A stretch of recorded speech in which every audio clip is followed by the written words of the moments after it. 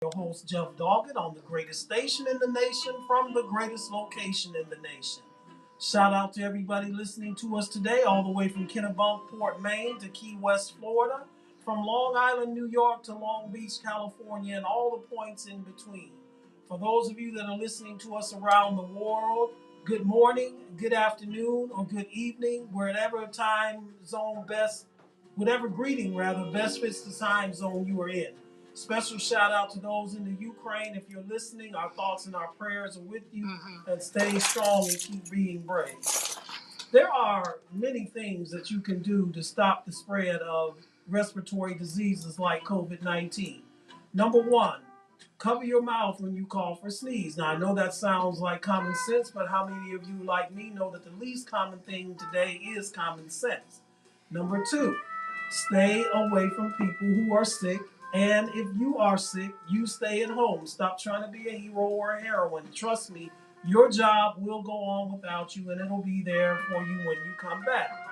Number three, please wipe down frequently touched objects and items which can carry the disease. Number four, you may want to also mix in some hand sanitizer in your car so when you go to the gas station and use the gas pump, you'll have something to sanitize your hands with. And number five, when you are in an enclosed area like a grocery store, a department store, a mall, or arena, or movie theater, wherever the case may be, please wear your mask and please, if at all possible, social distance yourself. This pandemic is not over with yet.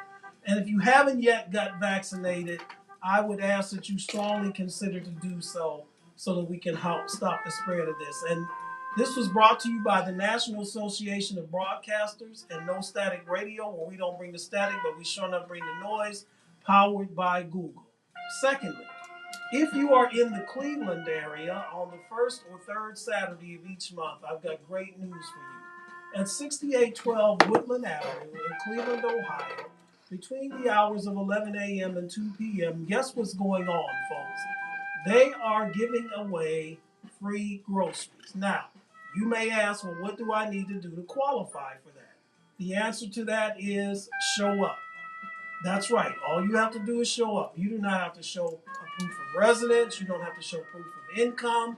You don't have to show EBT cards. You don't have to show any of that. The only thing you have to show is up in that you show up. And listen, that would be great if it stopped there, but it doesn't stop there, folks. No, no, no. Not only do they give you free groceries, but they also give you free clothing for, listen, both adults and children. So you get a free bag of groceries and you get free clothing for yourself and any children that are with you. But it doesn't stop there either, because not only do you get the free groceries, not only do you get the free clothing, but between 11:30 a.m. and 1:30 p.m., you get a free hot lunch. So you can't beat that with a hockey stick, folks. You get a free bag of groceries, you get free clothing, and you go home with a nice home-cooked meal, a warm home-cooked meal in your stomach. And you ask when and where is that again? That's at the first and third Saturday of every month at 6812 Woodland Avenue in Cleveland, Ohio. And we want to give a major shout out to We Care Ministries, the Greater Cleveland Food Bank, and also Williams Temple Church of God in Christ, who houses this. But it is brought to you by We Care Ministries and the Greater Cleveland Food Bank. Major. I'm going to start our program a little different today. For those of you that are regular listeners to our show, you know that we talk sports, politics, and the issues of the day. I throw out the topics, and then I give my take on those topics, and we invite you to call in at 216-939-5087. And we're going to get to the regular, if you will, shtick, if you will, of the show. However, I'm going to open the show a little different today. I have an opening rant. You know, those of you that are regular listeners to this show know that I'm a historian and I love history, and especially World War II history. And what happened during World War II, there were people who were called fifth columnists. In other words, people that were U.S. or British citizens but served as propagandists for Japan and Nazi Germany. You had Tokyo Rose, who broadcast Japanese propaganda to American soldiers in the South Pacific. And in the European theater, you had Axis Sally and you had Lord Haw Haw, who broadcast Nazi propaganda to Allied soldiers fighting on the European front. And when the war was over, all of these people were tried for war crimes and for treason. As a matter of fact, Lord Haw Haw was executed by the British government. His real name was William Joyce, for his actions during World War II. You may be asking, Jeff, why are you bringing that up today? What significance or what relevance does that have today? And I'm glad you asked that question. Because there is, as you well know, there is a struggle going on in the Ukraine right now where the Russians have, under the murderous, thuggish, villainous dictator Vladimir Putin, has invaded a sovereign country unprovoked and is causing destruction in that country. The brave Ukrainian people are fighting back, though, because this has not gone the way the Putin and the Russian military thought it would go. But eventually and ultimately, what's probably going to happen is Ukraine is going to fall. But you have people in this country, folks, working in the media and politicians from the Republican Party who have pledged support to, or have given support to, I should say, Putin and the Russians. For example, the twice impeached and bears Mango Mussolini, Orange Julius Caesar, former President Donald Trump, and former Secretary of State Mike Pompeo earlier this week talked about how savvy and was congratulating Vladimir Putin. Now, Pompeo tried to hustle backwards like an all-pro defensive back today at the CPAC conference when he was asked about that, and he said, quote, "I've always opposed communism my whole life," unquote. But that's not what he was saying earlier in the week. So you have them making these comments. And by the way, it'll be interesting to see what Trump says tonight when he speaks at that CPAC. But then you have people in the media. And this is where I draw the comparisons to Tokyo Rose and Axis Sally and Lord Haw Haw, because at FAUX News, they have been trumpeting Putin. Sean Hannity, Laura Ingraham, and good old Tuckums himself, Tuckio Rose, aka Tucker Carlson, have been talking about how why should we support, we being the U.S., why should we support Ukraine? Why don't we support Russia? Really? Really, Tuckio Rose? That's your take, right? Well, let me educate you, sir. As I said, you have an unprovoked attack of a sovereign nation that is trying to be a democracy, a Western-style democracy, but an unprovoked attack by a gangster, thug, dictator, murderous dictator, by the way, by the name of Vladimir Putin, trying to annex and bring the Ukraine back to Russia because he has this mad dream that he wants to reestablish the Soviet Union again. And so this is why we should not be supporting Russia, why we should be supporting and doing all that we can do to help the brave Ukrainian people in this struggle.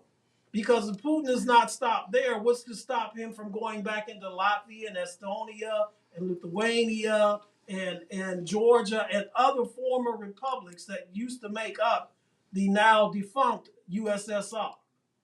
So Tucker Carlson, Sean Hannity, I compare you all to the fifth columnist of World War II. No, you're not putting American soldiers in harm's way by your comments, but by your comments, you are putting in harm's way the lives and the destiny of those who are allies to us, who this country should be aligned with and should be protecting. I'm not going to get into the blame game about whose fault all this is, because there's blame to go all around, both on President Biden and former President Trump, that we have this situation. I'm not going to get into that today, but I just had to open the program with this because I was just taken aback this week when I saw Carlson's comments this week on FAUX News.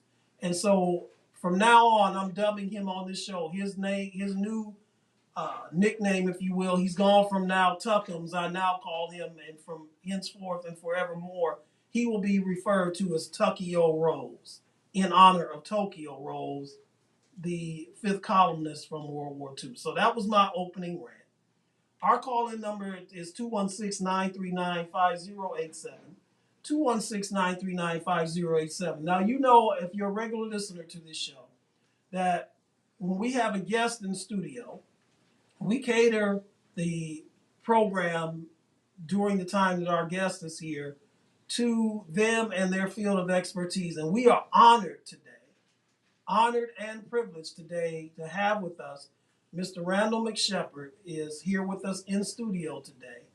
I personally feel very honored that he is here because I have a history with him that goes back farther than what either one of us would want to admit, because then we would have to admit our ages. And I don't know about Randall, but I'm not ready to admit what my lying birth certificate says.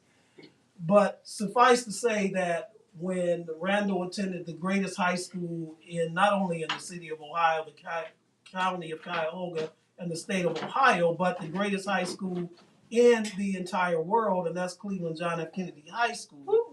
And when Randall was a student there, I was fortunate enough to be one of his teachers at that time. So without further ado, we welcome to No Static Radio and the Right Side, Mr. Randall McShepeard. Randall, thank you. Great to see you, Jeff. Great to have you. So Randall, tell our listening audience, who is Randall McShepeard? Give them the lowdown on who you are. Okay, well, first of all, I send greetings to all of your listeners, and I thank you and the team for having me here today. Randall McShepeard is a lifelong Clevelander, lover of the city of Cleveland, a man of God, member of St. James AME Church, where I've chaired the steward board for the last 22 years. Okay. I am a husband, father of three. Spend my day time hours mostly working for a company called RPM International Incorporated, where I serve as Vice President of Public Affairs and Chief Talent Officer. It's a $6.1 billion company. Wow. Been there for 21 years. I'm also, I'd like to say, a man of action. I've spent a lot of time in the community trying to build, trying to lift up our people especially. Believe it or not, Jeff, over the last 25 years, I've served on over 40 nonprofit boards and commissions. Today, I sit on the Cleveland Foundation Board. I sit on the Destination Cleveland Board, which is our Convention and Visitors Bureau. And I'm also, I guess I'll close with my two proudest civic affiliations. I am the co-founder of a black think tank called Policy Bridge that has been around for 18 years. We research and analyze public policy from a minority perspective and offer policy recommendations. And we've released over 17, 18 research reports and hosted community forums, just trying to elevate and illuminate critical issues that address our community, such as workforce development, economic development, health disparities, education, housing, and so forth. And I am the co-founder of what is known as an urban farm in Cleveland, the Randall Green Partnership. We have been around for 11 years. We started with 1.3 acres in what was an illegal dump. We've now grown to 18 acres. We have hoop houses, greenhouses. We farm raise tilapia fish. We have a licensed compost facility. We 6 months ago opened up a community kitchen where we're serving healthy foods. We have fish fries on Friday featuring our tilapia fish with a lot of healthy food fixings to go with it. Once a month we do a vegan brunch. We also, just about a year and a half ago, took over operations of a 7-day-a-week farmers market in Maple Heights on Broadway. Farmer Jones. I go there. Oh, yeah. thank you for your business. So that's in a nutshell what I've been up to since you showed me the way as my teacher many moons ago. That's awesome. And God is good and life is good. Yes, He is, and yes, it is. Yeah. So the Greater Cleveland Destination, Did they play a part, and did you help play a part in last week in All-Star Weekend here? Destination Cleveland played a key role. My role was minimal as a board member, just sort of cheering them on and seeing some of the paperwork come through over the last couple of years. You know, it was several years ago that we won the bid, if you will, to host. So Dave Gilbert, who's the president and CEO there, does a phenomenal job. I mean, you think about it, and I know you're a sports fan like I am, and I've heard you talk sports for many years, but just to think for Cleveland, which I agree is the greatest destination in the nation. The fact that we hosted, you know, the MLB All-Star Game just a couple of years ago. We, you know, last year or so ago hosted the NFL Draft, and now we're hosting, the basketball All-Star Game. Not to mention, you know, just a few months back we had a Rock and Roll Hall of Fame induction ceremony. That's right. So all of those, in many ways, touch Destination Cleveland because they are the ones that convince these event organizers that Cleveland has what it takes, that we can provide the appropriate hotels and vehicles and other accommodations. And I think we've gotten quite good at it as a city, which hopefully will open up many more opportunities for us to continue to provide those kinds of activities for our fair city. So, it was, by all estimates, it's a $100 million impact that the NBA All-Star Game had on our region. So that's no small change, and certainly a lot of our local businesses, I'm sure, are pretty excited about the opportunities that they were able to take advantage of. And the great thing about it is that other than the weather, which, you know, February in Cleveland, what do you expect? But there were no complaints. All the out-of-town guests, from what I heard, everyone just thoroughly enjoyed themselves and had just great things to say about the city and also about all the events that took place last week. Yeah. And as you well know, that was the 75th, inducting the 75 greatest players of all time. And we were fortunate enough 25 years ago to have the 50th, and maybe, who knows, 25 years from now, maybe we'll have the All-Star Game again. We'll have the 100. Yes. It would only be fitting, right? Right. Just hope I'm around. But so I wanted to ask you, as a black man, in both your past and present positions of your very impressive resume and the things that you have shared with me and your audience here in just the last few minutes, what, if any, obstacles did you encounter, and then, if so, how were you able to overcome any of the obstacles? It's not an everyday common thing for a African American man to be in the position that you are at such a successful business like RPM. Yes. Well, thanks for the question. Certainly, there's an old adage that I believe very much in, which is that leadership is lonely. The higher you go up the food chain, the more you see less people that look like you. And it's something that you need to really get your head right or wrapped around.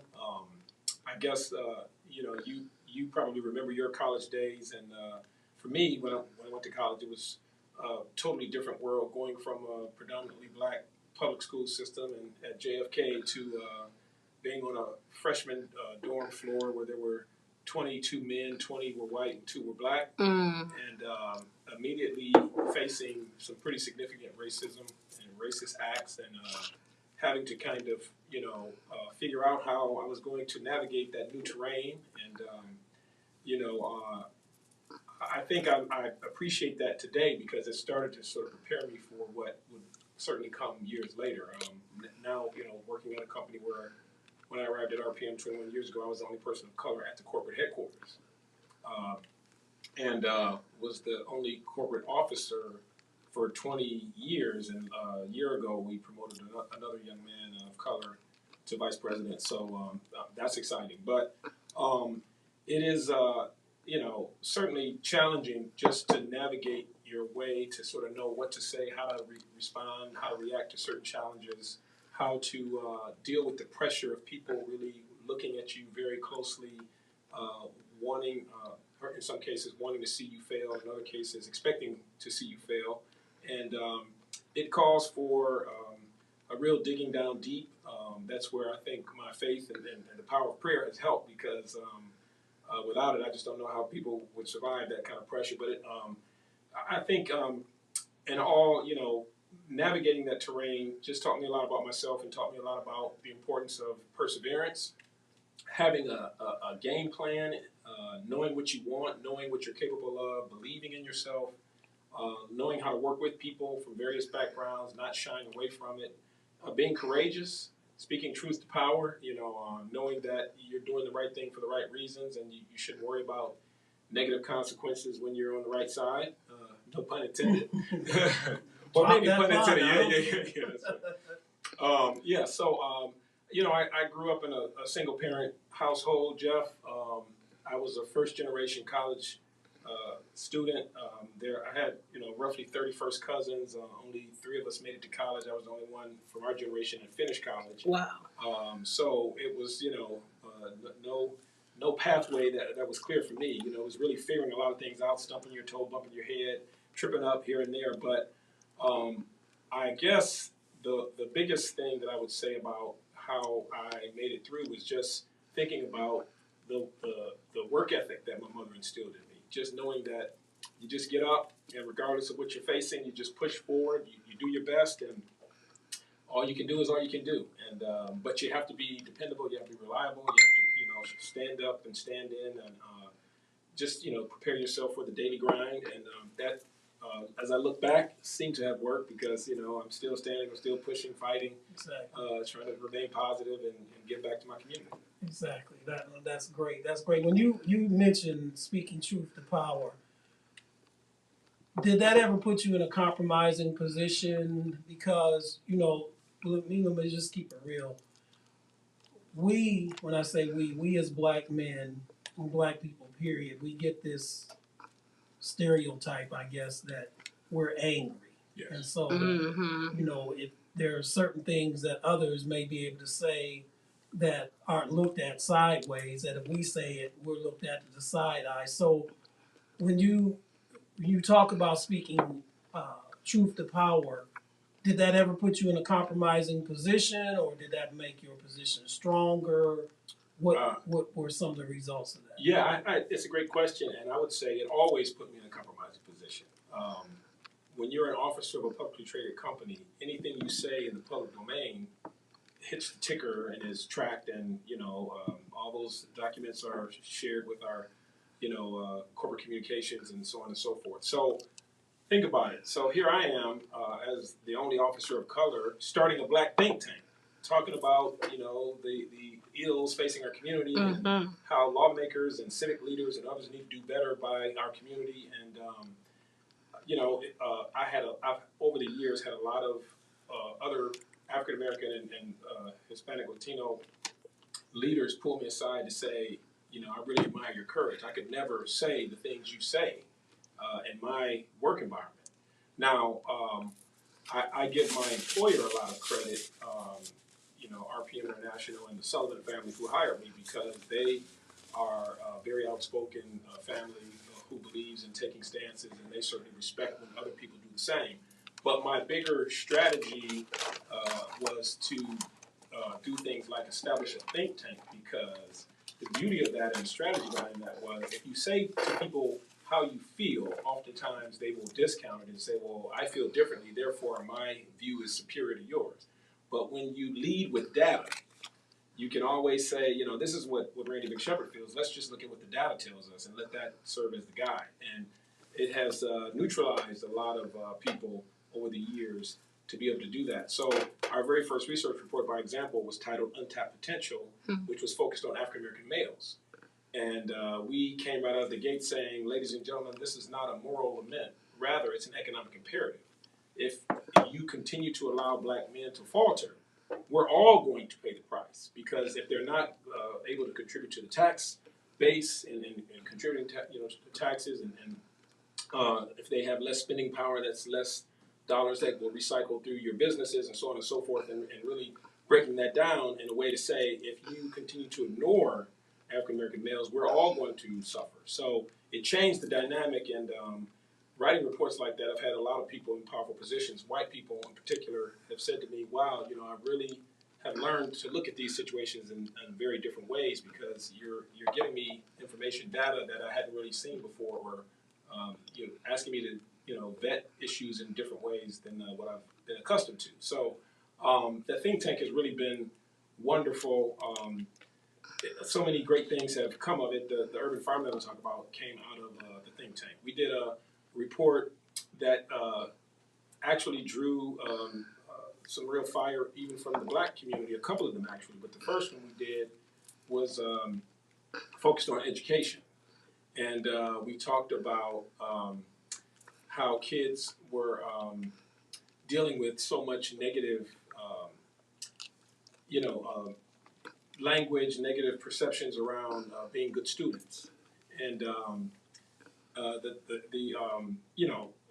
the whole issue of being smart and you're a nerd if you're smart, you're weak if you're smart, those kinds of things. So we wrote this research report just basically challenging our community to say, we know that we're going to have to deal with some things, but if kids are being told by their parents in some cases that education is important, if kids are being told by their peers that education is important, most kids drop out between 8th and 9th grade when they're making a transition to high school, so a lot of their friends are dropping out, it's a lot more pressure for them to stay in. If the media is sort of promoting, get rich quick, the whole rap music industry, kids think that all I have to do is get that hit record. And, Right. So we, that report was quite popular. And the good news is that people said to us, you guys have done such a good job of showing how kids are swayed in a negative way. You have to figure out a way to counter that with a positive message. Mm-hmm. We kind of said, well, that's a good idea, but that's really not what we do as a think tank. And believe it or not, I had 3 PR firms, 2 white firms and 1 black firm that said, no, Randy, we have to figure this out and we're going to help you do it. So I had about $80,000 of in-kind donations from those 3 firms. We created a campaign called Education Pays, Get Yours. Mm. And what we did was we picked 3 Cleveland neighborhoods, Mount Pleasant, Slavic Village, and Central.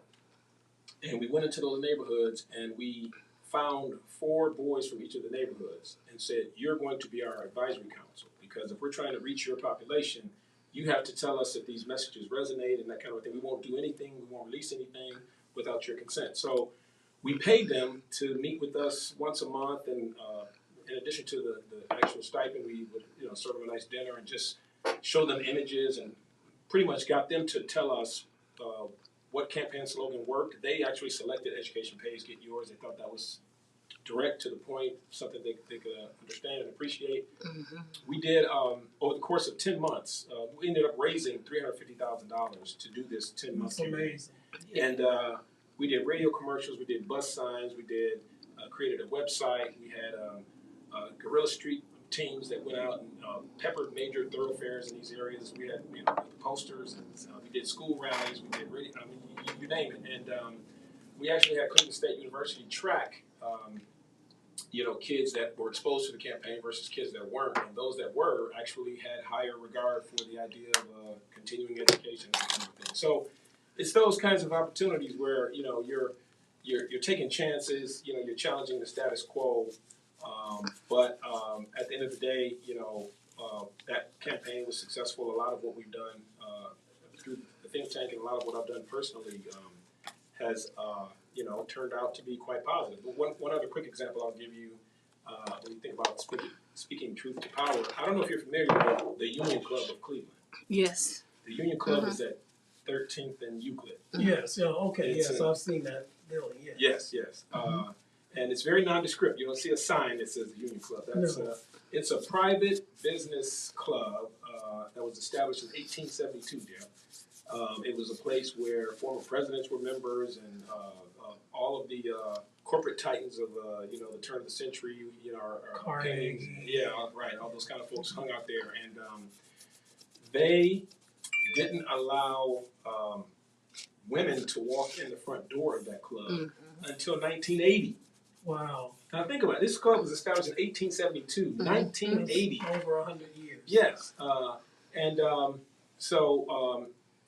that was because the first female member that they invited, because of course it was an all-male club, but until 1980, was at the time she was the president of the Federal Reserve Bank of Cleveland, and they asked her to join as a member, and she said, "I'll join, but if you think I'm going to walk in the back door of this club, you got another thing coming." So they said, "Okay, we'll change the policy."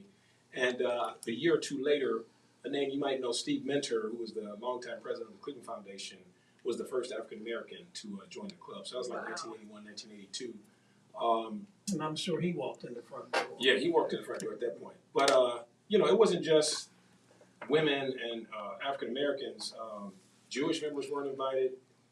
Irish members weren't invited. Hispanic members weren't invited. So it was lo and behold, WASPs is what it was. It was WASPs, yes. So 2015, yours truly becomes the first African American president of the Union Club in the 143-year history at that point. And you can imagine what it was like standing in front of that body as an African American president and sort of challenging the status quo and saying things like, "This isn't your grandfather's Union Club." And people were not, in some cases, happy about that. And I could imagine. There were some that challenged me in many ways, and that's where my training, going back to, what did I learn at BW? What did I learn in the corporate boardroom? And I guess one of my secret weapons has always been remaining calm, and people have said to me in very frustrating fashion that I'm a poker face. They can't really figure out what I'm thinking. So if you're calm, and of course that sense of calm for me is really think about what you're saying and be as piercing with the words in a professional manner as possible. And it has worked quite well because people have said, that was the most polite dress down I've ever gotten, Nice. Nice. That's right. You're listening to The Right Side on No Static Radio, where we don't bring the static, but we sure enough bring the noise. We have in studio with us Randall McShepeard, Vice President of RPM International. To your point, what you were saying about education, you must have been reading my mind because a lot of my interview questions are about education. This is not a recent phenomenon. When you were in school, when I was teaching at Kennedy, when you were in school, I remember awards assemblies where students would get their names called for awards, and they wouldn't want to go up and to accept their award because they didn't want people to know that they had achieved academically. Yes. And then there was even somewhat of a mentality at that time that academic achievement, at least among your peers at that time, was frowned upon, that was, quote, acting white, unquote. Right. Whereas if you underachieved and, you exhibited negative behaviors, then, well, the phrase keeping it real wasn't around then, but that was keeping it real. That was, being true to your natural self, which used to really just kind of really make my blood boil back then, because I would think to myself, don't you know, and I said, no, you don't, but you should know about W.E.B. Du Bois and the Talented 10. Right. You should know who you've come from and how important education is and achievement is. So what you were coming up against, my point is that at that time was not something that was a recent phenomenon, but something had been going on for years. Yes. And so my transition question into that is, and I'm just curious to hear your take on this. Do you think that the inner ring public schools have failed the black community? And if so, is there equal blame to go around, or who should we be pointing the finger at, and what can we do to remedy this situation? Well, there's a lot there in terms of what you just said. I'm glad you came back to that, because I realized I didn't even give you the name of the research report that we wrote that I mentioned earlier that was focused on education. It was titled "The Rap on Culture." And so we were sort of asking the question, how much of our setbacks are related to our culture? And you just highlighted what we talked about in the report. There's a world-renowned PhD sociologist, Orlando Patterson, that he worked at Harvard for many years, but he talked a lot about what he called the cool pose culture, and how African American men in many ways are celebrated even by the white community for this sort of posture that we take, and they're heroes in hip hop, they're heroes in sports. So he said that the difference is, kids will listen to Jay-Z, white kids will listen to Jay-Z, but then they'll turn the radio off and go do their homework. And whereas our black kids often, in many cases, refuse to go do the homework. They just kind of believe that, well, I'm going to make it in the rap business. I'm going to be the next Jay-Z. Yeah, that's right. But I think that all of our schools have let our kids down, both Cleveland or any public school as well as suburban schools. And I say that because I've been in those schools. I've talked to students for the last 20 plus years. And I think that at the end of the day, we have to understand that the needs of our kids are different. And I don't think that education has kept up with the changing needs of kids. I mean, especially when you look at African American boys, I was involved in starting a special set of schools in the Cleveland district, single gender schools. And I was for many years the chair of the advisory board for Kenneth Clement Boys Leadership Academy. And we did a lot of research that talked about boys needing to be allowed to be fidgety and being allowed to be a little more raucous and being allowed to do things that they were being penalized for in the traditional classroom setting. As a result, too many of our kids, black and brown kids, immediately are, called special ed or whatever when they're doing things pretty much. Yeah, right. So that kind of puts them on a track, of course, to maybe not thrive in the way that we know that they can. So I just think that school districts have sort of turned the other cheek, and many have also said things. We did a research report at Policy Bridge that talked about parental involvement, and a lot of school districts would say that because they don't see black parents in schools, they sort of write the kid off or write the parents off. Well, being a devoted parent isn't limited to coming to a PTA meeting or after-school program.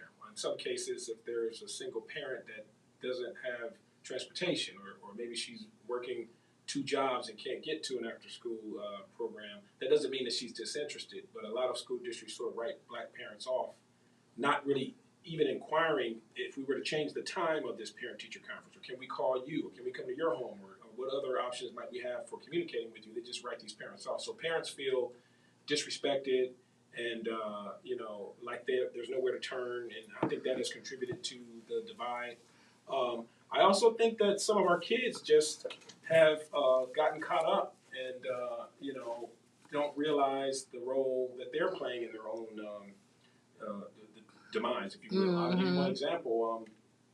Several years ago, I was contacted by 3 white teachers in the Lakewood Public Schools who said that they were having trouble with maybe 15 or 20 kids in particular that were African American, and they had been trying to help them, provide counseling sessions for them, provide additional support, and it just didn't seem to be going through. And they had seen my name in the paper and involved with this, various initiatives, and they thought maybe a white perspective isn't resonating as well. Would you mind coming and just talking to these kids? So I gladly came out and go into a room. There's 20, 25 African American kids, and I say to the group, well, okay, students, I understand that you are having some challenges, and maybe not applying yourself as well as you could be. And they kind of grumbled, well, we don't really know what the big deal is. And I said, well, let me just say this. One of the things I've heard from the teachers is that you consistently show up late at class.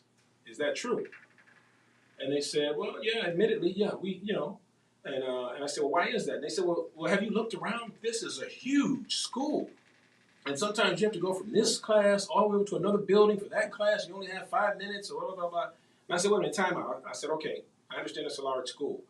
So you're a minority here. So that means the majority of students are white. So if I go and look at the records, you're telling me that all the kids here are having the same problem because it's the same size school for every black and white kid. Right. And they said, you know what they said, Jeff? Those white kids are thirsty. They're running the class. And I said, are you serious? So I said to the teachers, I need to excuse you out of the room, right? And I had a real, fatherly chat with these kids about the importance of, what the real world, understanding what the real world has for them. They stressing the point that they should be front of the line if anybody's running the class. And when you think about all that our community has been through and people that fought and died for them to be able to go to a school like Lakewood, and after about an hour, hour and a half of me preaching and fussing and everything else, you could see that the light bulb did start to go on, a bit for those kids. But that's just one session, and you don't know what happened after that. You just hope that did they clean up their act for a week or so and Right. then go back, or Right. did it resonate throughout the year? So, That's right. Yeah, you're right. Well, there's been studies, I'm sure you're familiar with it, that the public schools are a pipeline to the prisons. Yes. And there's a book out called The New Jim Crow talking about the prison system and correlating it with the public schools being the pipeline to it. What is your take on that? Yeah, I've seen that same data. They say it's the third grade reading scores that several states decide on the number of beds that they need in prisons based on the third grade reading scores. Because if you going back to the data, something like 78% of all persons incarcerated are high school dropouts. So if they can start to see from the third grade, that's why even Cleveland right now has this third grade guarantee, and I think the state of Ohio even had that, where people are starting to understand how critical it is to get kids to be able to read at a higher level or respectable level by the third grade, because if they don't, at that point, what they say, what is it, K through 2, you're learning to read, and then third grade on, you're reading to learn. So if you miss it by third grade, you're probably going to have difficulties along the way, and if you have those difficulties, you're more likely to drop out at a younger age, more likely to get into some type of criminal activity, and the rest of the story. So, Exactly. So I think there is definitely a correlation between our folks not doing so well in school and winding up in penal systems, and unfortunately, going back to policymakers and others, would rather look at what they could do on the extreme end in terms of putting more dollars into building more prisons versus putting more dollars in a proactive fashion into ensuring that kids get the quality education and care and nurturing that they need, so that they never wind up in those penal institutions. So that's where voices like ours are important, and sharing that perspective is important, because otherwise, there's that book you talked about, Jim Crow, talks about the prison industrial complex, right? I mean, it's billions of dollars, and then now you have private sector businesses running prisons, and so they're cashing in on the challenges that we face in our urban centers in particular. Well, historically, America has profited from either free, which we saw free labor from 1619 to 1860, really 1865, profited from either free labor or very cheap labor throughout the history of this country, even to this day. Yes. There's almost hypocritical to me, especially from the right, where they talk about building border walls and keeping what they call illegals out, but they don't mind those same illegals taking jobs that no American would take, right, to pick grapes and tomatoes and everything else, so that they can cut the grass, so they can still get it at a cheap price. So this country's always thrived on free to cheap labor, and free labor, as you pointed out, in the prison system. In your experiences with the youth and the education system through all the various avenues you've gone through, we know that the hip hop culture has a very strong influence, especially upon African American youth, but I would say youth absolutely in general. Yep. Mm-hmm. How much, if any, in your opinion, when it comes to African American youth, does the use of the N word is it debilitating, has no effect, or am I making a mountain out of a molehill here? Yeah, that N-word discussion. Personally, I think it is a word that I don't appreciate seeing our young people throw around. I think it seems contradictory. I shouldn't say contradictory. In some ways, that too, but it's strange for us to be so offended when someone calls us the word, but then we sort of say that it's a term of endearment. That's a tough. And Randy, let me just interject. Yeah. Hold that thought. Let me just interject here because you hit the nail right on the head, and I'll be interested for your. So hold that thought. Sure, I'll be interested for your take on this too. If you think about it, we are the only group of people who use a term as a term of endearment that was used to lynch us, used to make us 3/5 of a person, used to ravish our women, used to make us second-class citizens, used to make Jim Crow acceptable. Yes. All the negative things that we've seen in the history of this country, racially, when it comes to black people, we use that word as a term of endearment. You would never hear a Jewish person use it, and I'm going to say this word, forgive me for saying it, but I'm just saying it as an illustration, not to use the word that I would use. You would never hear a Jewish person use the word kike as a term of endearment, knowing that this was a term that was used to shove people in the ovens at Auschwitz and in the gas chambers at Treblinka, and you never hear that. You never hear Hispanic people calling each other spics as a term of endearment. Right. We are the only people who use a word that was used to subjugate us and to terrorize us and to lynch and kill and murder us as a term of endearment. That's exactly right. And that's why I don't like the word. I mean, young people get upset and say, well, it doesn't mean that when I say it, but they'll be very angry when someone else says it. I just know that I was called that word many times, and it was not at all in any endearment behind it. And, Me either. Yeah, and from the first time I vividly remember it, I was 8 years old riding my bicycle on Broadway Avenue. I lived close to Garfield Heights, and we used to ride down to Garfield Park, and car after car would ride by yelling that word and spitting at us. So for me, when people use the word, it is not a warm and fuzzy kind of a thing. So it's a word that has a lot of hurt and pain and disrespect for me and my family and my friends. So people can say it's an art form, and obviously you can do what you want to do in art. But personally, I'm just giving my personal walk. It's not been a very warm experience when that word has been used. How important is it to you to create a legacy? For all the things that you are doing, you're influencing and impacting large groups of people. How important is it to you, or have you even thought about the legacy that you are creating?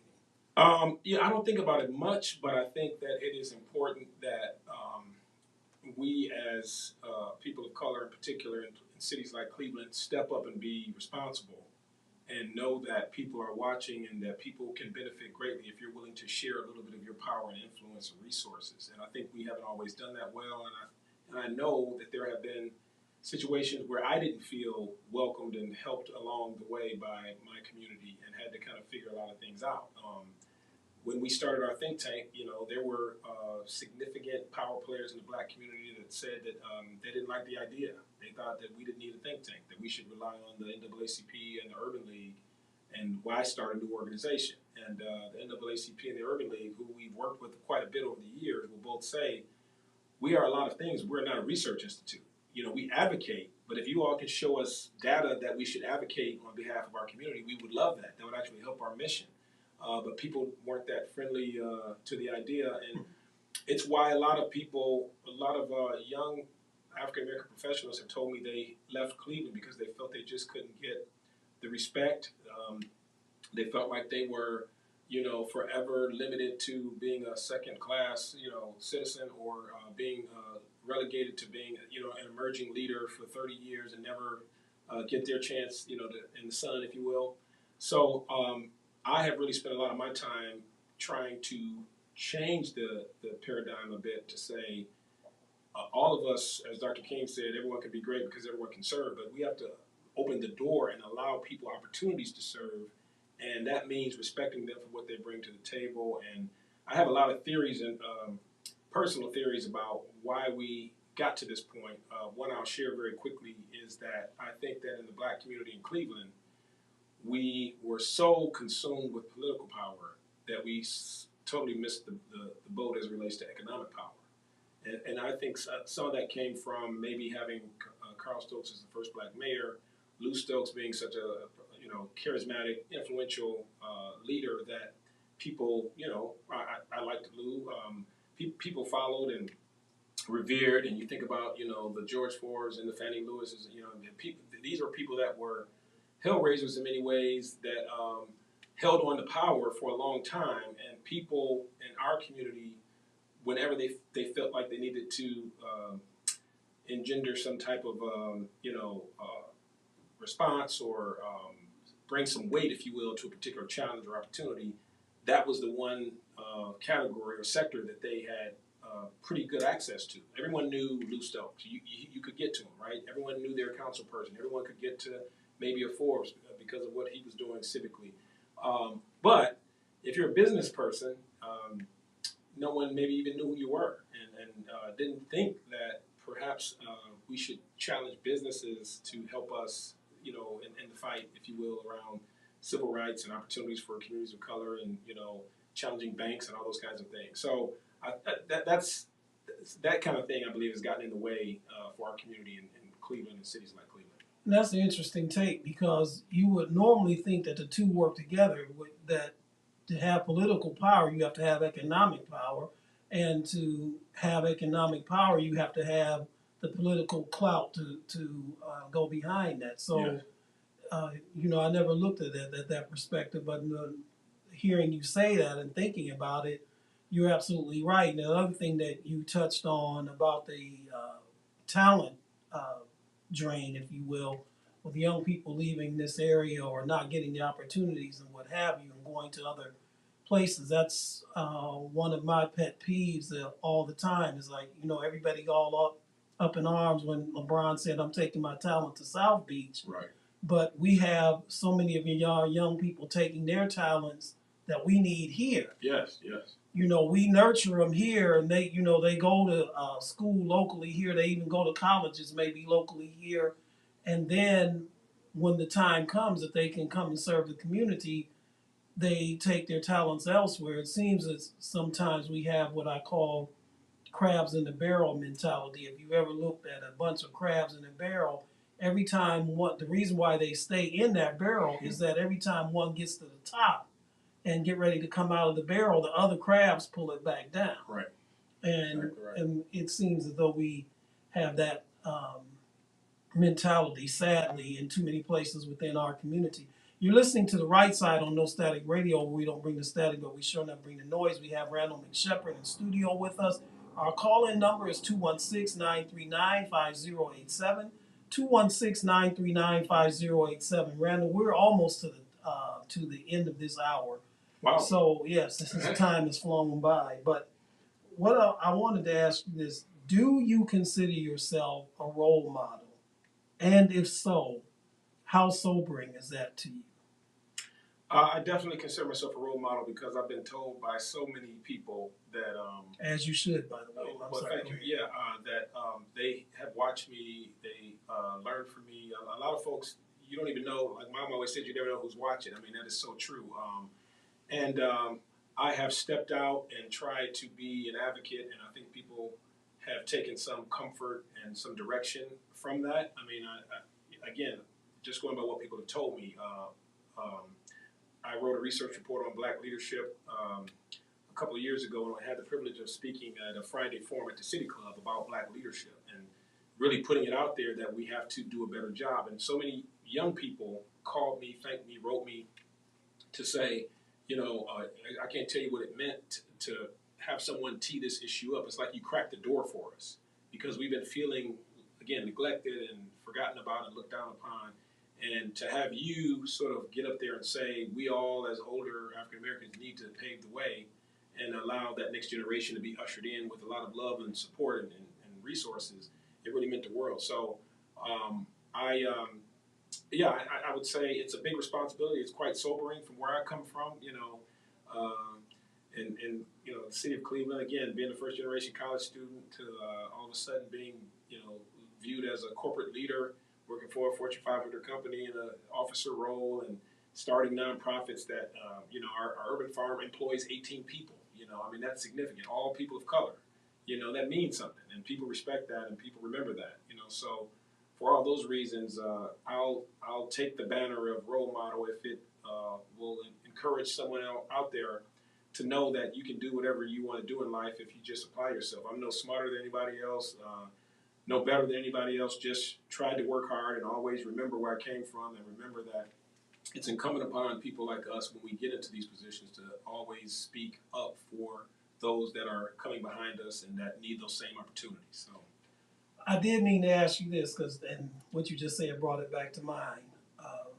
What was the inspiration behind Red All Green? How did that start? What was the inspiration behind it? I mean, you talked about the fish fries with the tilapia that you all farmed it there, and how did that all come into being? Well, it stemmed from a Policy Bridge research report that was written in 2009 called Rebuilding Blocks. We were talking about the demise of the urban neighborhood and what neighborhoods were like when you and I grew up, and how people looked out for each other, and there was a robust, activities and programs and institutions, and how over the years, you saw mass exodus of everything from YMCAs to Catholic churches to everything else, and many people felt like they were only remaining in these urban centers because they couldn't afford to get out. And the foreclosure crisis was another big piece that we were dealing with at that time, and we were saying that the foreclosure crisis was not the cause, but really the tipping point. So at the end of all of these reports, we always offer recommendations, and one of the recommendations that I made was we should think about vacant lots in urban communities and new ways of using those vacant lots. And one example I gave was perhaps an urban farm. So much to my surprise, a couple of my JFK classmates, guys I grew up with, said, "Randy, that's a great idea. We're going to do an urban farm." And I kind of said, "I'm just a wannabe policy wonk. I'm not, I'm not trying to do a farm." And the more we talked about it, one of our guys was a general contractor. He said, "Look, I could build greenhouses and hoop houses tomorrow." And we had a cousin who was a master gardener who said, "Hey, I'll help out. I'll make sure everything is planted at the highest level possible." And then a third fellow Eagle was a vegan who had actually run a soul food, a vegetarian restaurant. So we kind of said, And then we looked at the data and we realized that so much of the challenges that our community faces from a health perspective, a health disparity perspective, is based on our diet. So when you think about diabetes, heart disease, cancer, obesity, high blood pressure, right, all of that. All of that comes back to a great extent, diet. So we said, so all of that sort of led us to say, maybe we should do an urban farm, and we can teach classes and teach people how to grow their own food, and really help people to think about eating differently, and maybe even provide fresh food for them. And all those things came to fruition, and it's now considered a national model. And we have people coming from 8 or 9 different states to visit with us for training, and thousands of school kids come for tours every year, and it's been quite a. And where is it located again? It's 8129 Otter Avenue or Otter Road. It's 81st and Kinsman, between 81st and 82nd and Kinsman, right across from the CMHA headquarters. If you take that street about 3/4 of a mile north, it dead ends into our farm. Okay, I'm gonna have to come and check it out. So Yeah. It's right off 81st and Kinsman. Yeah. Well, listen, Randall, thank you so much. Thank you. We're so just so honored to have you with us this afternoon and highlight all that you are doing and that you're going to continue to do. And I'm sure that you opened a lot of eyes. You opened my eyes. I'm sure you opened a lot of our listeners' eyes to what it is that you all are doing, and continue to do all the good work that you have been doing throughout this time. You trained me well, teacher. You trained me well. Well, thank you. I don't know how much credit I can take for it, but nonetheless, we are very proud of all that you're doing. Thank you. So you're listening to The Right Side on No Static Radio. We don't bring the static, but we sure not bring the noise. We're going to take a short break here and go into our next hour. Our second hour, we'll have open forum. In our second hour, we're going to talk about no-knock warrants, and we're also on our sports topic. We're going to look at the comments that LeBron James made last week at the All-Star game, and what was he really saying when he made those comments that he made last week. So stick with us. We'll be right back with you after this short break.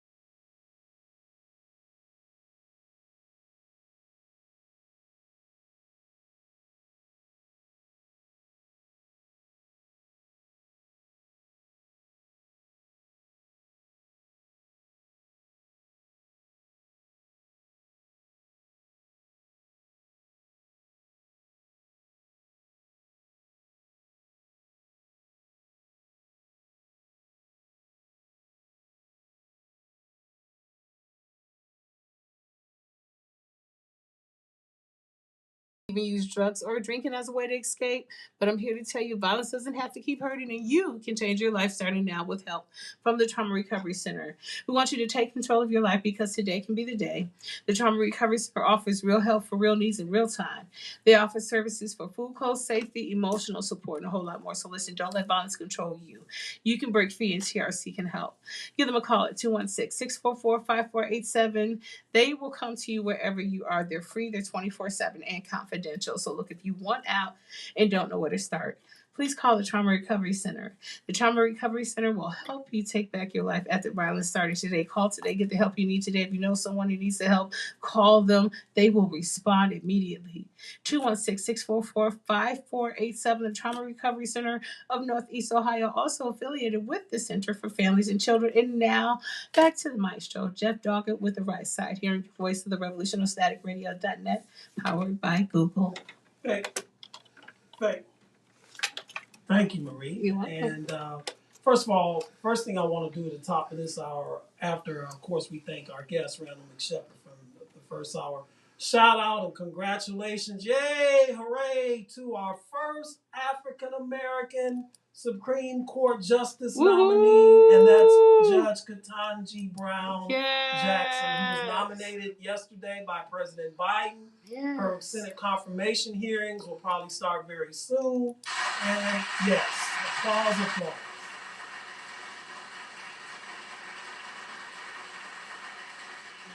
We are so very proud of her. She is the second youngest Supreme Court Justice nominee, and once she's confirmed, she will be the second youngest Supreme Court Justice in history. She's 51 years old. She's was born in Washington, D.C., grew up in Miami.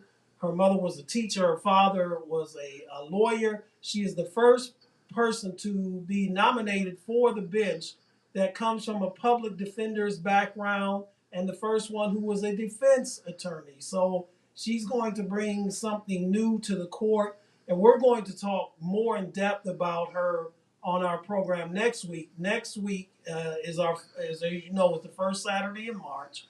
And for those who are not aware, March is Women's History Month, and we're going to have prominent women on the show each Saturday. So I'll tell you right off the top, on next Saturday, we're going to have Courtney Mosley in studio with us, who sat in as a guest host back in August. And Courtney is a prosecutor here in Cleveland. She is going to run for judge in a couple of years, and so we're going to have her in studio, and we'll talk to her more about we'll talk to her about Courtney, of course, but also about Judge Ketanji Brown Jackson. So we are so happy, we're so overjoyed, we're so thrilled that this nomination has been announced. And it's just our prayer that she is confirmed and will be able to survive some of the hijinks that we know are going to come, especially from those Republicans that are on the Senate Judiciary Committee.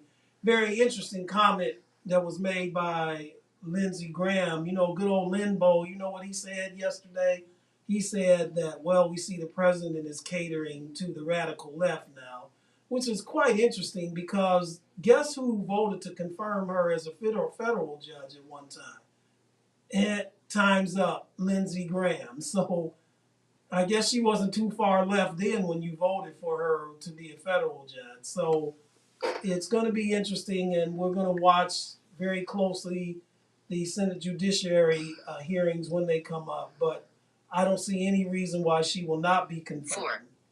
And all is needed, by the way, is 50 votes from the Senate to confirm her, which means all you need is all the Senate Democrats to vote for her, and then Vice President Kamala Harris, Vice President Kamala Harris can break any ties. So we look forward to her confirmation. So again, great news this week about Judge Ketanji Brown Jackson.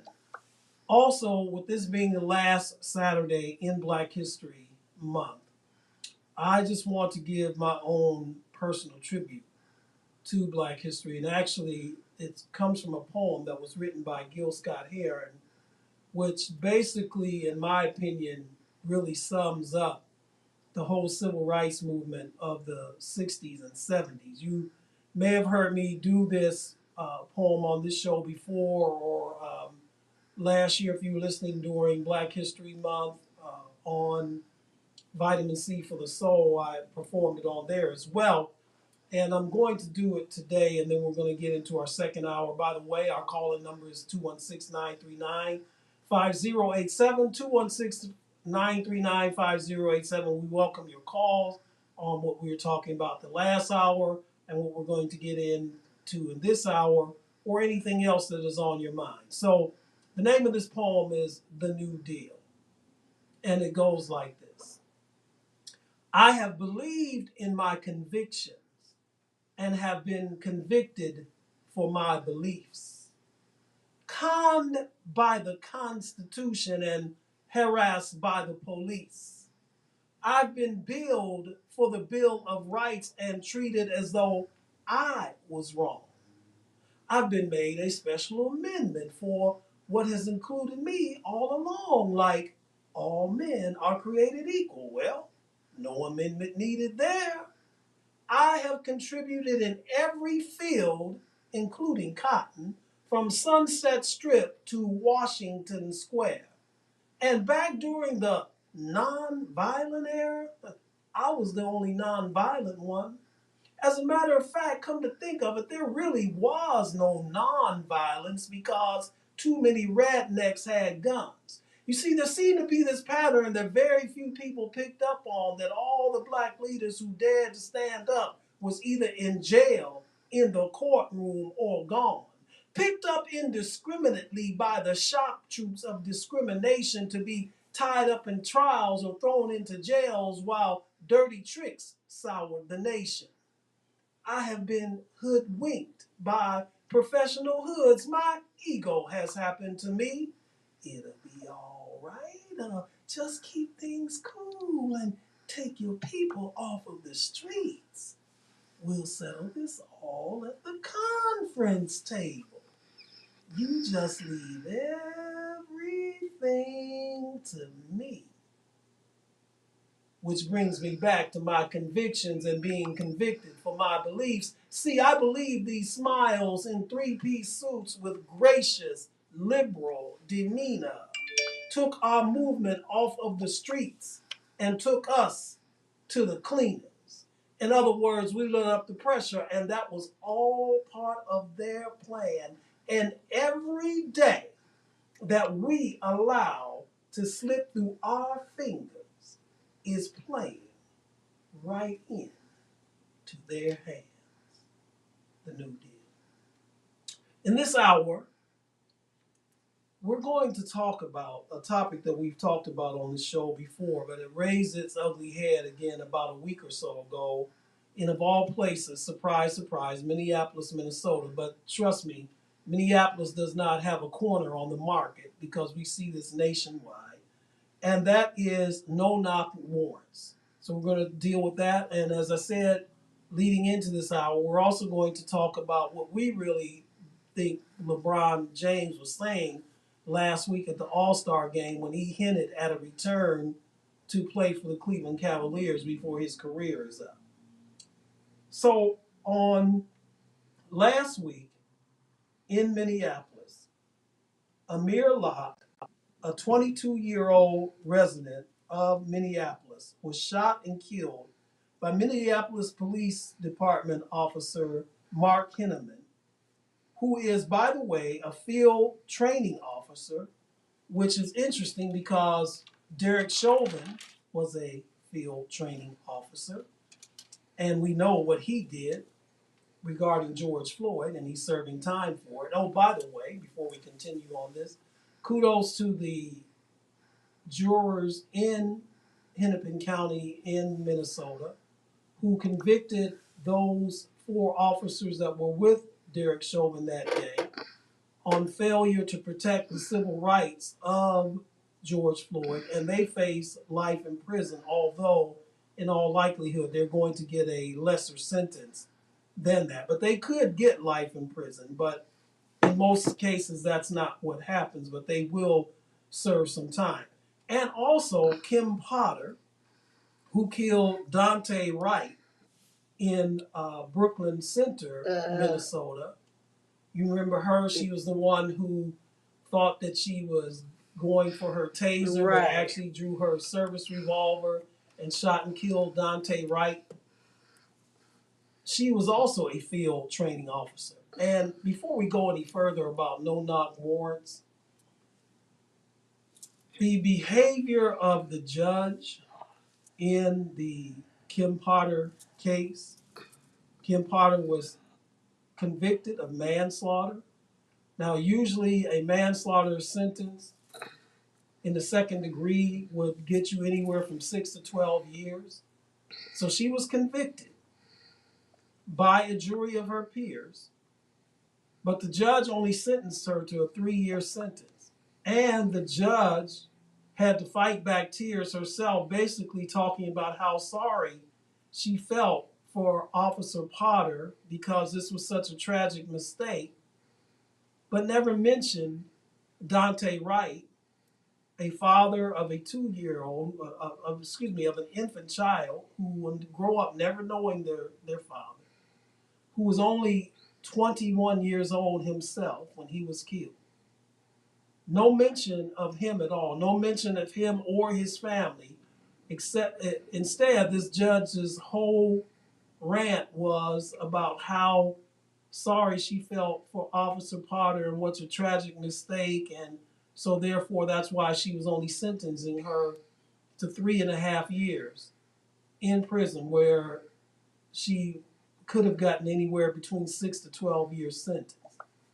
But all three of these people were field training officers. So it makes you wonder when you hear all these comments about, well, police officers need more training, they need better training. No, they don't need better training. They're thoroughly trained. It's not about the training at all. So in Minneapolis, as we said, Amir Locke, 22 years old, was sleeping in an apartment on the couch when the Minneapolis Police Department, with the no-knock warrant, came and bust down the door to the apartment where he was sleeping in. He was sleeping with a weapon, which, by the way, he was licensed to carry. And again, as so often as we see in these cases, the officers come barging through the door late at night. He is there with his weapon. So what is the first reaction that he's going to have if somebody's burst down? Well, let me ask you, what would your first reaction be if you had a weapon and you were laying on your couch at night, late at night, 2, 3 in the morning, and someone burst the door down to your house and just burst into your door? What would be your first reaction? Your first reaction, in all likelihood, would be to grab your weapon to protect you and your household. And this is what he did. He was wrapped up in the blanket.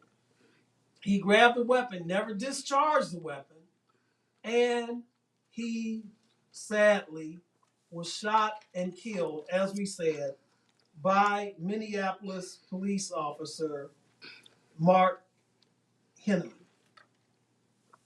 You want to know what else about this case? Is that not Dante Wright, I'm sorry, that Amir Locke, what I meant to say, was not even named in the warrant. His name wasn't even on the warrant. So here again, just like Breonna Taylor, who was another victim of a no-knock warrant, which her name was not on the warrant. They had come to the wrong address. Here again, we have the same situation where now this 22-year-old man has lost his life based on this. If you remember last year, we brought up the case of Marvin Guy.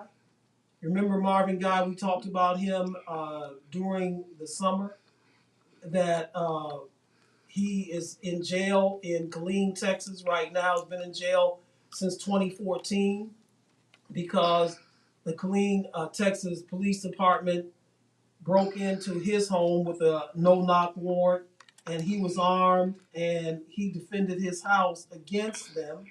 And in his defense of his house, sadly and tragically, there in Killeen, Texas, in Bell County, Texas, he shot and killed a Killeen, Texas Police Department detective in this case. He was charged with capital murder, and he is still awaiting trial. And again, this was again all a part of a no-knock warrant. Since then, since that his case has come up, that county has now outlawed and made illegal no-knock warrants there in Bell County in Texas. Now, in the Dante, in the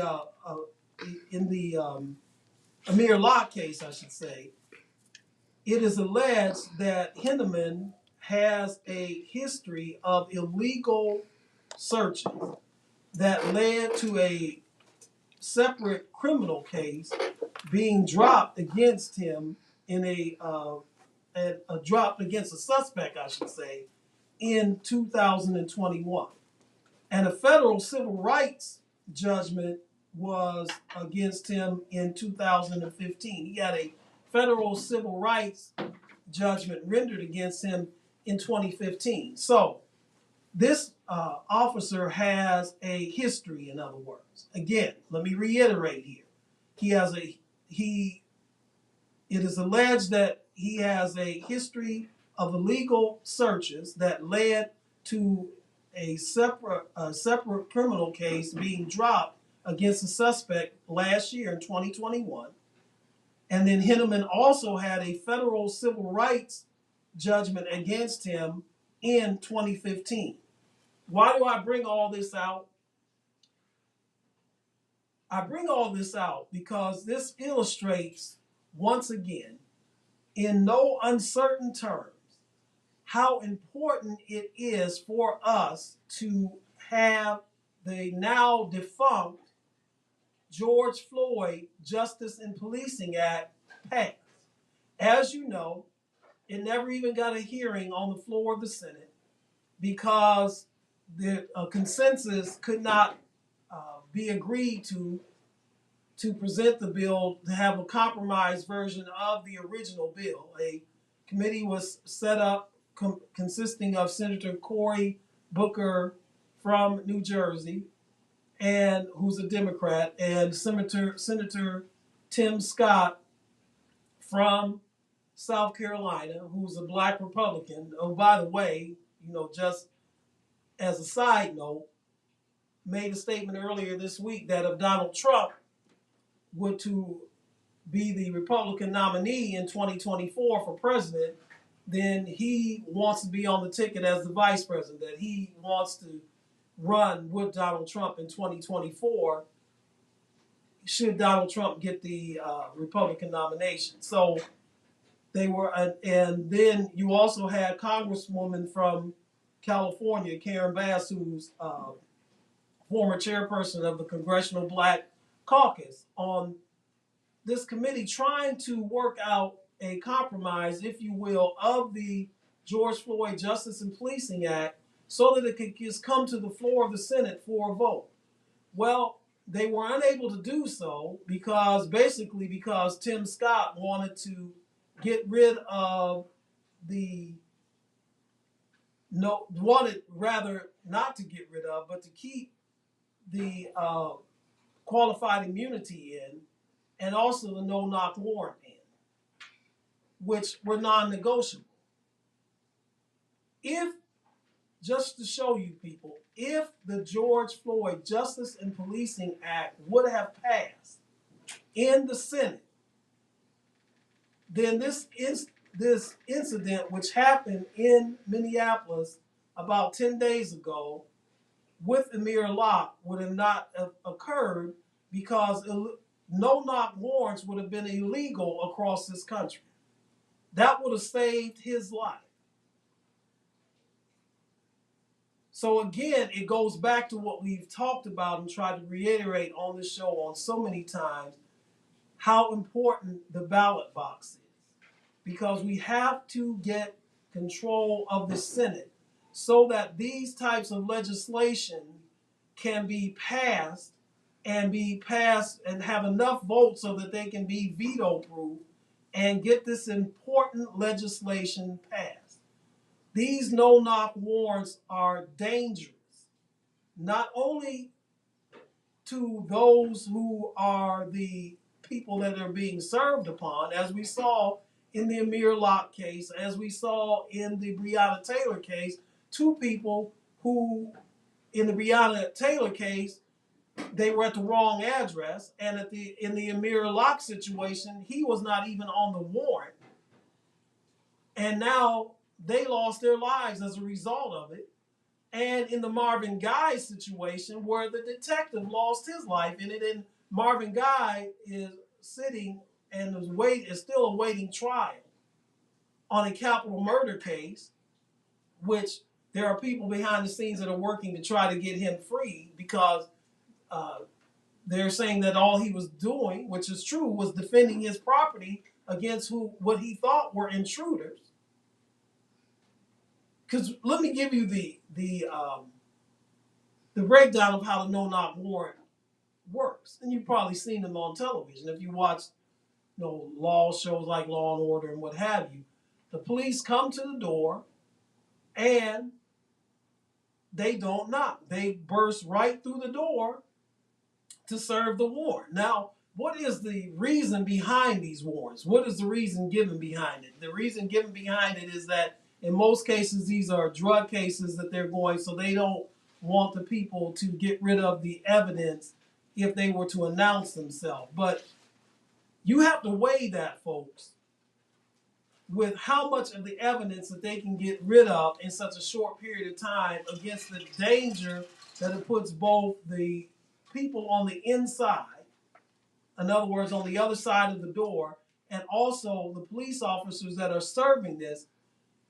Weigh this out, and you tell me which is the best policy. Is it the best policy to continue these no-knock warrants where you put lives in danger, or is it a better policy to have regular, for lack of a better term, search warrants where they knock on the door and announce themselves and come in? Because again, as I said, how much evidence can someone really get rid of in such a short period of time like that? Right. So let's weigh it out. I don't know. Call me stupid, but I would think that the type of warrant that puts less people in danger, people in less danger rather, would be the better of the two. Rather than someone bursting a door down in the middle of the night, not knowing what's behind that door, and the people that are behind that door not knowing who this is and are coming into their place of residence, bursting their door down in the middle of the night like this. And if these warrants are so effective, then why are so many communities going away from it now? Now in Louisville, Kentucky, for example, where the Breonna Taylor incident took place, now no-knock warrants are illegal there. I already told you in the county, in Bell County in Texas, where Marvin Guy is, there in Killeen, now no-knock warrants are illegal. Now they're illegal now in Hennepin County in Minnesota. Too late for Amir Locke.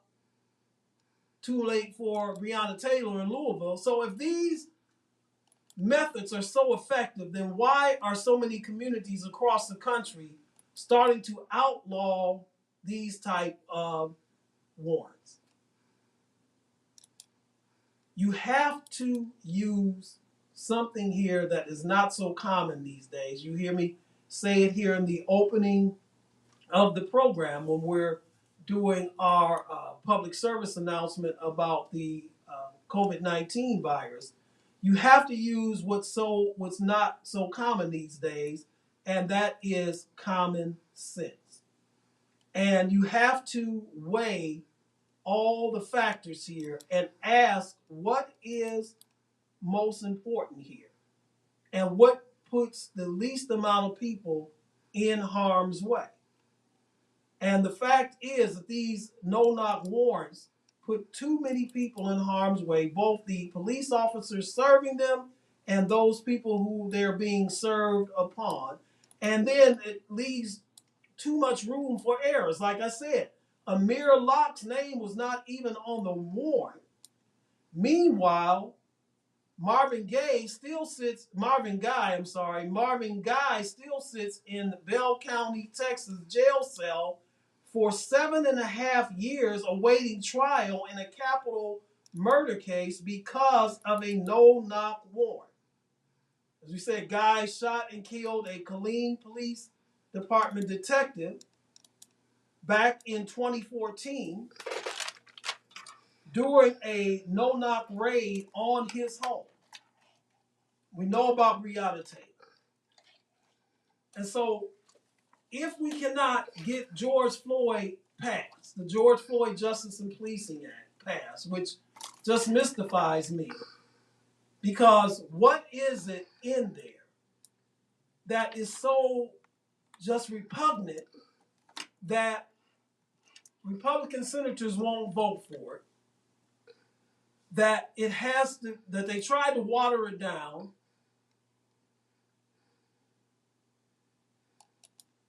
and take out things that were non-negotiable. They wanted to take out the no-knock warrants, and they wanted to take out the qualified immunity. I've just talked about no-knock warrants. We see how dangerous those are. And we see that the compromising position and the dangerous position that they put the officers of the law in and those who they're being served on.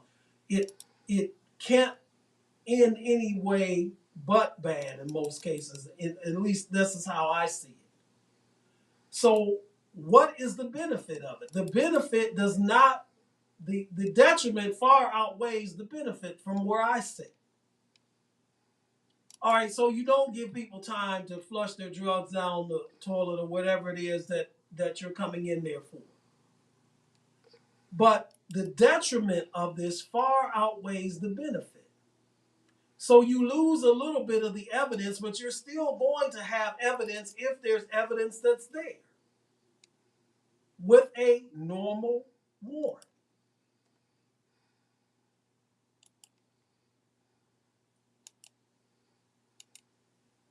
Qualified immunity. The Republicans wanted that taken out of the George Floyd Justice and Policing Act. Qualified immunity. What is that? Basically this. What it is that police officers are immune to civil suits in cases against that citizens cannot bring a civil suit against a police officer or police department based on some actions that they've done. So if a police officer, in the case of Derek Chauvin, for example, if the family of George Floyd would want to sue Derek Chauvin, they cannot sue him. What they had to do, and they got a settlement from, was that they sued the city of Minneapolis, and the city of Minneapolis was the one who paid out the lawsuit to the family. That is wrong on so many levels. First of all, it is wrong because the city should not be responsible for the action of the officer. The officer should be the one who is sued personally for this, but they have qualified immunity, so you can't do that. Secondly, it's wrong because when the city is sued and the city has to pay out these settlements, guess where they get the money from? They get the money from taxpayer dollars.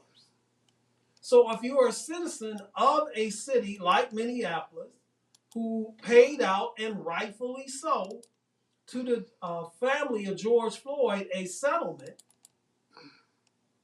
then you are a taxpayer there. You are the one that are in essence paying for this, even though you had nothing to do with it, and even though you in all likelihood are in sympathy with and supporting the family of George Floyd.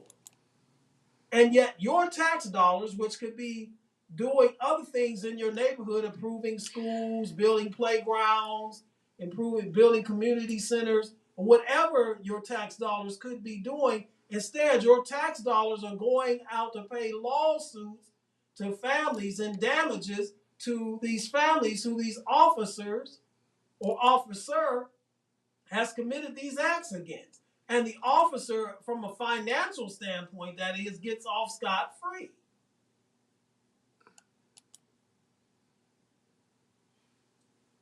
So these were two of the sticking points, if you will, of the George Floyd Justice and Policing Act, which were non-negotiable, and therefore was the reason why the bill never came to the floor of the Senate. Tim Scott wanted to take basically all the teeth out of the bill itself. By the way, you know what else would have done? It would have set up a national database so that an officer like Henneman, for example, who I just pointed out to you, he had a civil lawsuit against him in 2015.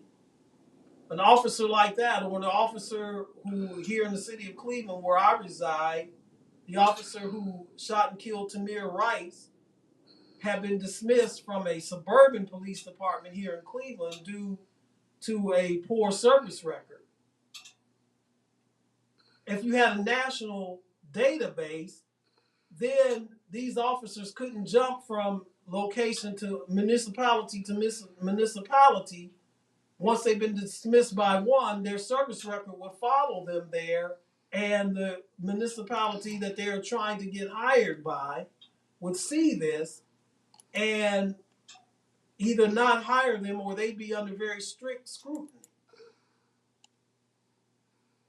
So you tell me, you're listening, you tell me at 216-939-5087. You call in and tell me what is wrong with these provisions of this George Floyd Justice and Policing Act. Welcome to the Right Side, caller. State your name and where you're calling from. Hi, this is Barbara from Cleveland Heights. How you doing, Jeff? Hi, Barbara. How are you? What's on your mind? Sure. No, I don't know. It's just asinine, this whole thing about the law situation. But Jeff, I want to ask you again about Marvin Guy. Mm-hmm. I know you said he's been in jail since 2014. And does Texas have that stand your ground law? You know. Now they do, yes. At the time that this event happened, they didn't. But yes, now they do. Oh, okay. It came in last year in the state of Texas. Got it. Okay. And you had given us a number to call, which I didn't get a little while ago, to call someone to support Guy, I think it was. Or can we still do that now? You can.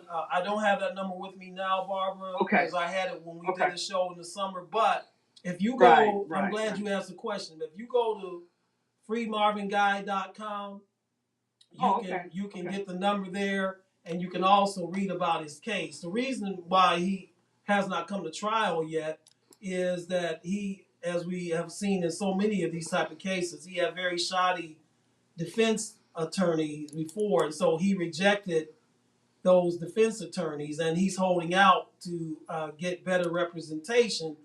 But the problem is, given his financial background, he does not have the funds to get the proper representation, which is part of the reason of that website as well. So, but if you go to freemarvinguy.com, you can read about his case. You can also see the number to call there in Killeen and to express your support for him, to express that, at least he should be out on bond, at least for any reason, because, what's really happening, in my opinion, is unconstitutional, because the Constitution is supposed to provide for a just and speedy trial, and he's been sitting in jail for 7.5 years without even being tried yet. Yeah, and I was just thinking too. This attorney, Brian Stevenson, he's out of either Birmingham or Montgomery, Alabama, and he has helped so many people that have been incarcerated wrongly. And I'm hoping, and I don't know, I'm hoping maybe he's looking at Marvin Guy's case, but he's helped a lot of people who have been incarcerated wrongly. Isn't he the one, Barbara, and correct me, but isn't he the one that the movie Mercy was about, that Michael B. Jordan and Jamie Foxx were in? Exactly. Yeah, Yes. yeah. Yes. I thought that was him. He's the one. Okay. He's the one. Mm-hmm. Okay, Yeah. but this is something that needs to be done, because if we're not going to get this George Floyd Justice and Policing Act until we change the Senate, then exactly. No, go ahead.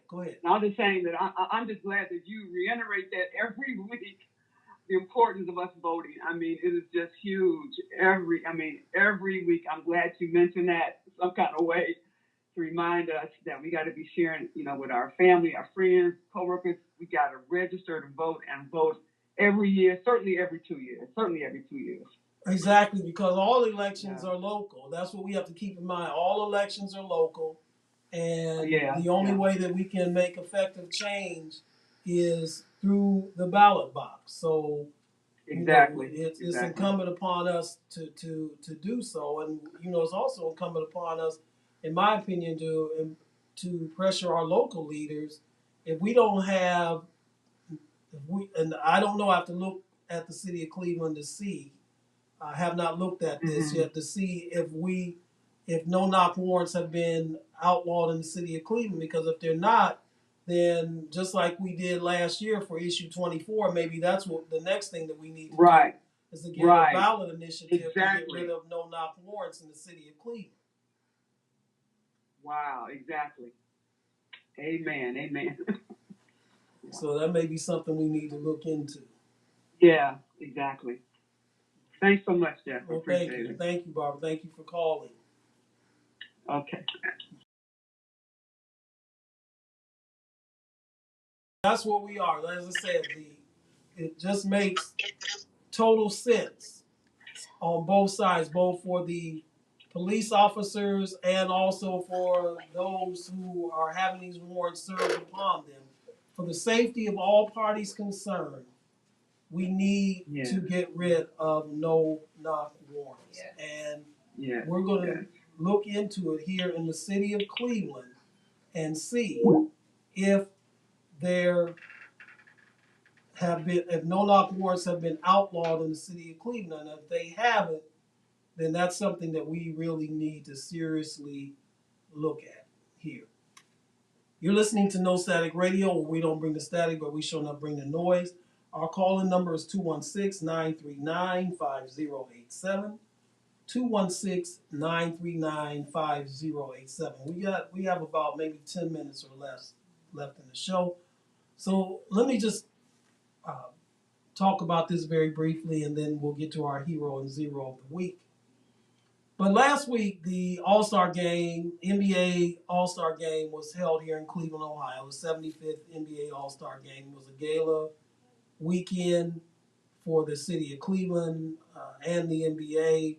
Cleveland was in the spotlight nationally last weekend, as you heard Randall McShepeard and our guest in the first hour talk about how it's been estimated that $100 million came into the city's economy last weekend as a part of the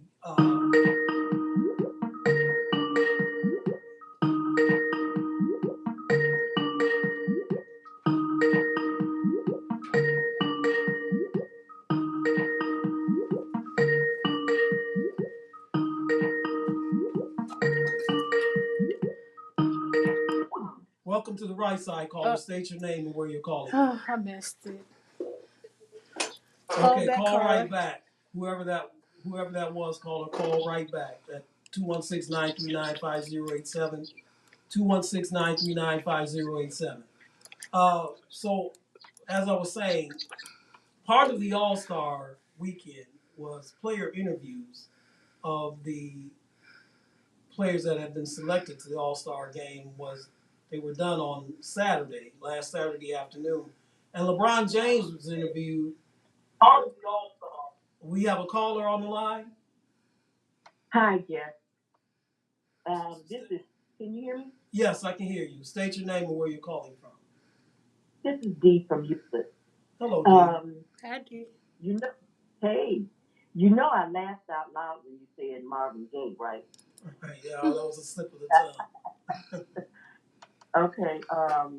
But I was wondering, you know how we have all of these attorneys that wait on people with little or no money.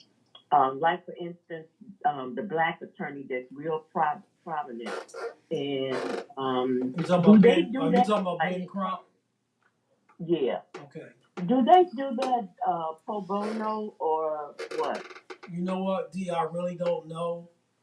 I don't know if they're doing it pro bono or if they're being paid a minimal fee. That's a good question. We'd have to ask them or ask those that they're representing. I don't know if they would even reveal that information or not.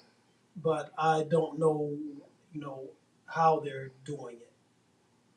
Because I was just thinking about the case with Marvin Gaye. And if there was an organization that would look into it, because like you said, with due process of law, 7 years is kind of like not a due process of law. No, it's So, overdue. And the Innocence Project is working on his case. So that's one group that I do know that's working. They're trying to get him freed.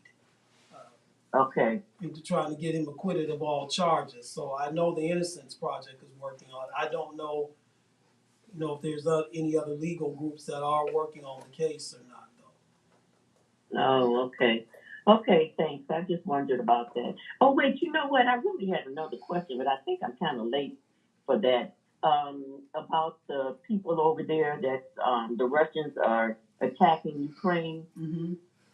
Okay, now, if you know these people are behind you, why didn't they or why couldn't they or does it make sense if they were to dig a ditch as they go, like dig a ditch behind them and fill it with oil, what is that stuff that makes stuff burn? Oil, whatever it is, and so that it's flammable. And then when those people approach their territory and try to get them, they strike a match, and that would deter them from getting into their border. Does that make sense or Well, what?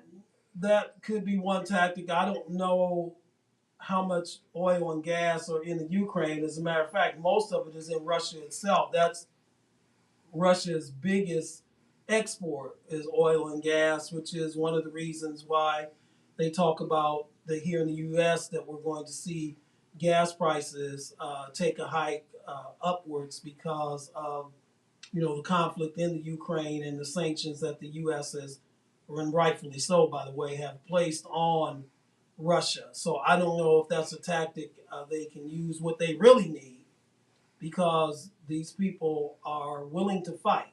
They're not just going to lay down and allow Putin's tanks to roll Right. into Kiev and take over the country. So what they need is military aid from us. And today, President Biden approved $350 million worth of military aid to the Ukraine. I saw Colonel Vidman on Smirkanish this morning on CNN talking about the things that Colonel Vidman, if you remember from the impeachment trials, who heard the call that Donald Trump made, basically trying to blackmail President Zelensky in the Ukraine to say that he had dirt on Hunter Biden when he really didn't, and he was Mm-hmm. holding up the deliverance of the Javelin missiles, which that's what the Ukraine armed forces are using right now against Russian tanks, and pretty successfully.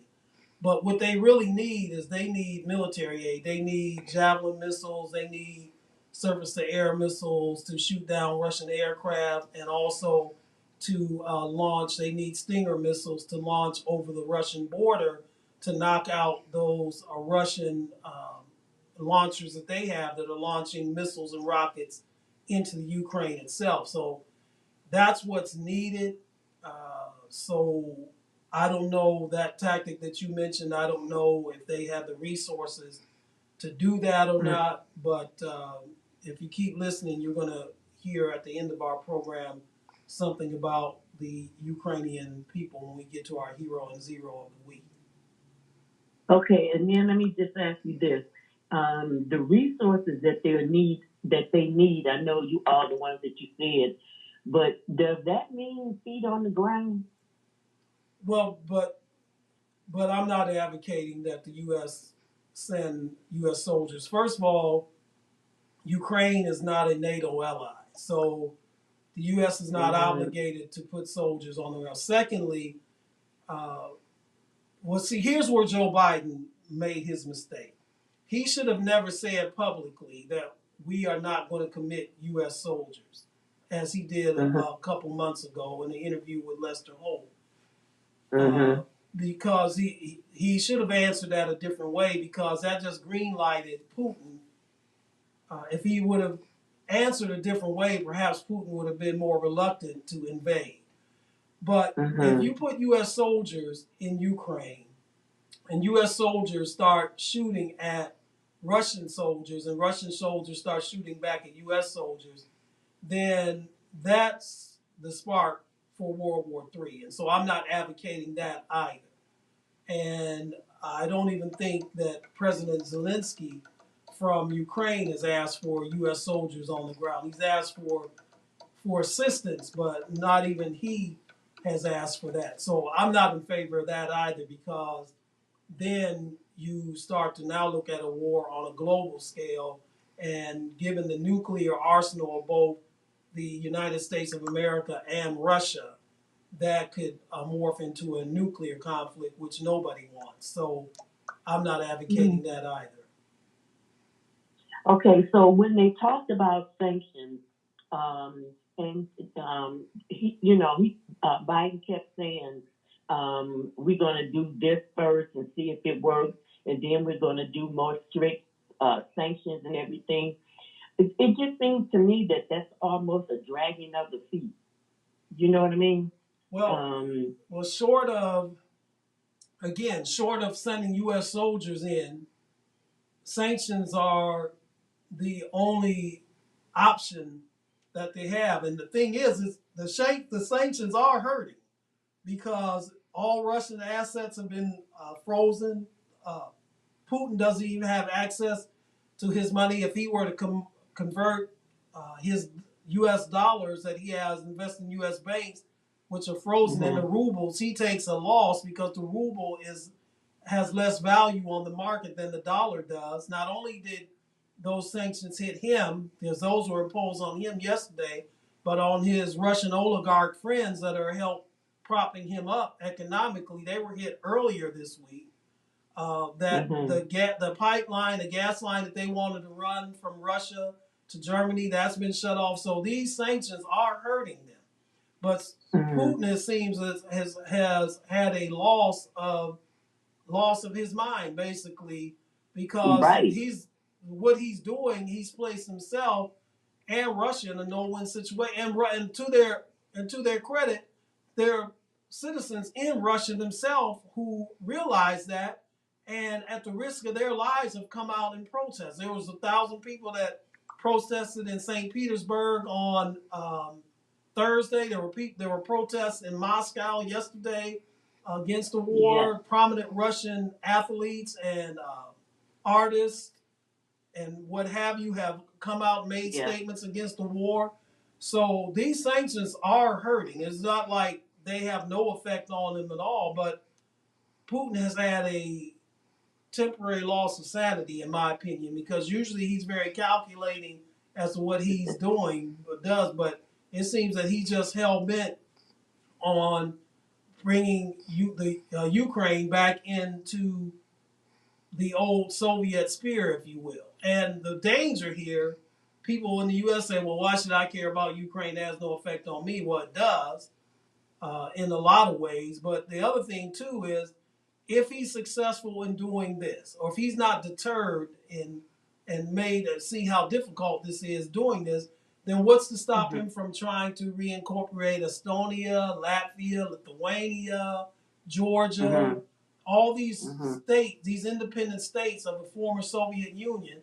The other thing that his actions are doing is now making his neighbor, who has shares an 800-mile border with Russia, and that's Finland. Finland is now uh, he's showing some overtures of joining NATO, which Putin doesn't want NATO country on his border, but this is all caused by his actions, and Finland is seeing this, and Finland knows that if they become part of NATO, Article 5 of NATO says that if one NATO nation is attacked, then all the other nations will come to defend it. See, if Ukraine was part of NATO, then Putin probably would not have attacked it.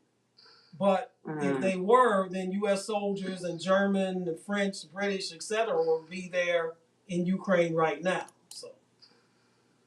Okay. Wow. All right. Okay. Okay. Well, thanks. D. Thanks for your call. Thank you. Bye bye. Bye bye. Okay, so we're at the end of our program. So very quickly, the comments that LeBron made last week. LeBron, listen. LeBron can't come back to Cleveland for at least 2 more years. He'll be 39 going on 40. All right? That's number one. Number two, everything that he does, we, especially us in Cleveland, know this by now. What LeBron was really doing was not making so much overtures of talking about coming back to Cleveland, but he's trying to put pressure on the Lakers to do something this summer to improve that roster, which, by the way, was the roster that he wanted. And it's not working out, not to my surprise at all, because I call them the AARP Lakers. When you look at it, Russell Westbrook, Trevor Ariza, Dwight Howard, Carmelo Anthony, LeBron himself, Avery Bradley are all, NBA-wise anyway, senior citizens. So it's no surprise. And please stop me if you've heard this one before. Anthony Davis is injured again. So that's what he's trying to do. He's trying to pressure the Lakers to improve their roster this summer, which, frankly, I don't see how they can do it because nobody wants Russell Westbrook, and they're over the salary cap. So, oh well, that's their problem, not ours. So we come to the end of our program. Once again, we want to thank our guests, Randall McShepeard, in our first hour. But as we do each week, we end with our hero and zero of the week. Our hero of the week are collectively the Ukrainian people, and especially their president, Vladimir Zelensky. There was a report today on both CNN and MSNBC that on Snake Island, which is an island in the Black Sea that's very vital to Ukraine, that on Thursday a Russian warship pulled up on the island. The island was defended by 13 Ukrainian soldiers. And the Russian warship made an announcement to those soldiers, reaching out, telling them to surrender. The soldiers' reply to the Russian warship was, "Russian warship, go F yourself." That was their reply. And the Russian warship then opened up and fired on the island. All 13 soldiers were killed. Now, that may not have been the way that I would have said it myself, but I admire their bravery and their courage and their willingness to defend their homeland. Individual citizens are taking up arms and weapons to defend their homeland from these invaders. And their president, President Zelensky, was given an opportunity by the U.S. and other Western countries for he himself and his family to get out of Ukraine and to set up a government. And he said no, that he is going to stay there with his people to defend his homeland against